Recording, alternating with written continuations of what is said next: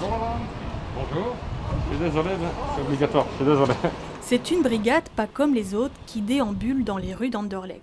Personne n'y échappe, les gardiens de la paix rappellent aux Anderlechtois les nouvelles mesures. Ils sont accompagnés aujourd'hui d'un médiateur interculturel engagé par la commune. Le service de prévention, c'est par rapport au port de masque.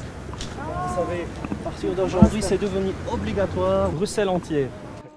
On voit, on entend que le masque est obligatoire, mais on n'a pas fait attention, on dit on va boire quelque chose ou on reste dans le parc un peu, mais ça va. Maintenant, on a compris. Globalement, c'est largement respecté. Vous avez vu, avec nous, en faisant la rue Hoyer, c'était plus que 90% de cas. Il y avait un bien respect de cette nouvelle mesure. Depuis le début de la pandémie, Azem va à la rencontre des primo-arrivants.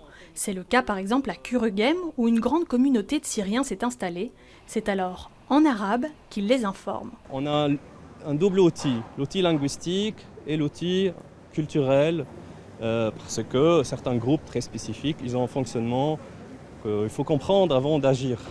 Dans d'autres communes comme à Molenbeek ou à Schaerbeek, c'est une camionnette qui diffusera d'ici quelques jours des messages de prévention. À Anderlecht, c'est depuis le ciel que ces messages se feront entendre. Écoutez, nous, on aura la chance d'avoir un drone de la police fédérale, et donc principalement qui va être actif sur le marché des abattoirs. Et donc, ce drone diffusera des messages lors des jours d'affluence aux abattoirs.